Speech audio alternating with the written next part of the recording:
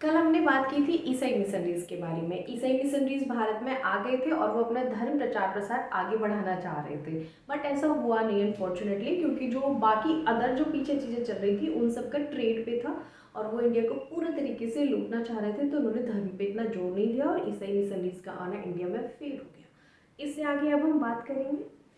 और 1813 से 33 तक वॉरेन हेस्टिंग का टाइम पीरियड चलता है। ये बड़ा अच्छा काम करता था वॉरेन हेस्टिंग। ये अपनी राजधानी को गर्मियों के टाइम पे शिमला ले जाता था और सर्दियों में नीचे उतर के आ जाता था। इसको गर्मी ज़्यादा लगती थी। और यहाँ पे 1838 से 42 तक पहला अफगान युद्ध होता है और अफीम युद्ध होता है। और अफीम युद्ध जो होता है वो चाइना के और ब्रिटिशर्स के बीच में होता है। ये बड़ा अच्छा बड़ा मतलब इंटरेस्टिंग कहानी है। ये ब्रिटिशर्स किस तरीके से राज करते थे, देखिए। ये चाइना में अफीम पहुंचाते थे चोरी छुपे, और चाइना के राजा को ये पता चल गया था और उसने वहाँ पे युद्ध कर दिया। तो ये वाली हुई थी। इन लोगों की तो आदत ही खराब थी। उसके बाद यहाँ पे डलहौजी आता है 48 से 56 तक। और डलहौजी एक बड़ा अच्छा काम करता है जो रेल लाइन का विकास करता है यहाँ पे। और इस रेल लाइन के बिछने के दौरान जो सिंधु सभ्यता थी उन लोगों ने ध्यान नहीं दिया और सिंधु सभ्यता के अवशेष भी उन लोगों ने उसको ईंटों को निकाल लिया था बहुत सारी, तो वो बहुत सारी चीज़ें खत्म हो गई थी, पता ही नहीं चला उसके बारे में। और यहाँ पे अवध का विलय, मतलब इसकी एक विलय नीति थी। ये क्या करता था, राज्यों को अपने अपने शासन में मिला लेता था। तो यहाँ पे इसने सतारा को, झांसी को, अवध को और तीन चार और राज्य थे, इसने उन सबको अपने अंदर मिला लिया था। इसकी सीरीज होती है ना, वो पेपर में बहुत पूछी जाती है। तो मैं आगे इसमें पढ़ाऊंगी ना, तो जैसे मॉडर्न हिस्ट्री पढ़ाएंगे तो इसमें सीरीज को पूरे अच्छे तरीके से याद करेंगे। तो इसने जो लास्ट अपने राज्य को मिलाया था, अपने शासन में जो मिलाया था वो मिलाया था अवध को मिलाया था। और इसकी इस नीति को हड़प नीति बोलते थे। और इसने और बहुत सारी कई चीज़ें की थी। रेल लाइन को बिछाया था, तार सुविधा, तार मतलब फोन फोन फोन फोन वाली सुविधा को इसने चलाया था।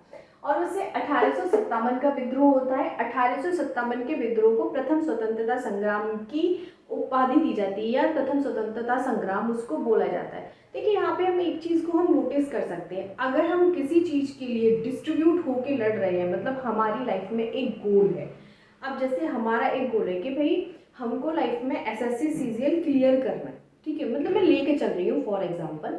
हम बच्चों का तो यही गोल होता है कि कोई सरकारी अच्छी सी जॉब मिल जाए और अपनी लाइफ सेट हो जाए। तो एक मैं मान के चलती हूँ कि हमारा गोल है।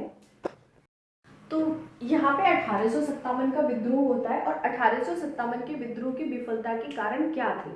इसके कारण थे कि इन लोगों के पास कोई एक उद्देश्य नहीं था, हर कोई अपने उद्देश्य के लिए लड़ रहा था। यहाँ पे झांसी की रानी झांसी के लिए लड़ रही थी कि उनका बेटा दामोदर जो दत्तक पुत्र था वो यहाँ पे बन जाए। बाकी सभी तात्या टोपे थे, नाना साहब थे, एक रानी और थी, वो भी अलग के लिए लड़ रही थी। तो यहाँ पे एक चीज़ जो है वो बहुत ध्यान करने योग्य है या फिर ध्यान देने योग्य है। हम इस चीज़ पे खुद अपनी पर्सनल लाइफ में भी इसको डाल सकते हैं।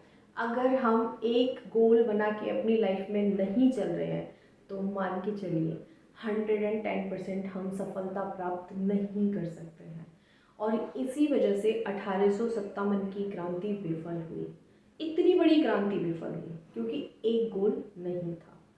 आगे से एक गोल बना के लाइफ में चलिए और उसी पे चलते रहिए निरंतर, ज़रूर मंजिल तक पहुंचोगे। आगे बात करते हैं। 1859 में गांधी जी का जीवन काल आता है। गांधी जी आते हैं, वो पहले वो दक्षिण अफ्रीका में थे, उसके बाद फिर इंडिया में आते हैं और वहाँ से इनका जीवन काल चलता है। और 1876 से 1948 तक मोहम्मद अली जिन्ना कंटिन्यू लगे रहते हैं और इनकी वजह से देश के दो टुकड़े हो जाते हैं। और तो देख ही रहे हो आजकल क्या चल रहा है। उसके बाद 1905 में कर्जन आता है। कर्जन की नीति थी बंगाल विभाजन। कर्जन ने बंगाल को दो भागों में बांटा, पश्चिमी बंगाल और पूर्वी बंगाल। उसके बाद यहाँ पे दिल्ली दरबार आता है। यहाँ पे दिल्ली दरबार मतलब ब्रिटेन के एक महाराजा प्रिंस होते हैं, प्रिंस दिल्ली में आते हैं और दिल्ली दरबार लगता है, तभी दिल्ली राजधानी बनती है। और उसी दौरान जो इसने बंगाल को बांटा था उस बंगाल को यहाँ पे इसको विभाजन को समाप्त कर दिया जाता है। मतलब बंगाल को बोलते हैं कि भाई विभाजन खत्म हो गया, बंगाल एक हो गया। लेकिन ऐसा कभी होता नहीं है क्योंकि जो चीज़ टूट गई वो टूट गई, जुड़ना बहुत मुश्किल हो जाता है। जवाहरलाल नेहरू 1879 से 1964 तक जवाहरलाल नेहरू का टाइम पीरियड चला। इस बीच में बहुत सारी चीज़ें चलती रहीं, होती रहीं, जैसे कि इरविन समझौता, गोलमेज सम्मेलन, पूना पैक्ट, द्वितीय विश्व युद्ध और साइमन कमीशन, बहुत सारे कमीशन आए, वो मैं हम डिटेल में पढ़ेंगे, टाइम पीरियड चल रहा है। उसके बाद यहाँ पे 1946 में कैबिनेट मिशन आता है जो कि विफल हो जाता है, ये देश के बंटवारे के रिगार्डिंग कुछ आता है। और उसके बाद 1947 3 जून भारत की स्वतंत्रता की घोषणा होती है। ये लोग सिर्फ बोलते हैं 3 जून को कि हम भारत को स्वतंत्र कर देंगे, लेकिन करते नहीं है, मतलब इनकी मंशा ऐसी कुछ नहीं थी, प्रेशर ज़्यादा आ गया था, इसलिए लोगों ने सिर्फ बोल दिया था। उसके बाद 1979 में 14 अगस्त को भारत और पाकिस्तान का बंटवारा होता है, इसीलिए इसीलिए पाकिस्तान 14 अगस्त को अपना स्वतंत्रता दिवस मनाता है और हिंदुस्तान 15 अगस्त को स्वतंत्रता दिवस मनाता है। और 15 फिर हमको 15 अगस्त को आज़ादी मिल जाती है। यहाँ पे तो अब पूरा टाइम पीरियड ये खत्म हो गया। अब 1900 से आगे चलेंगे, आगे की स्टोरी देखेंगे।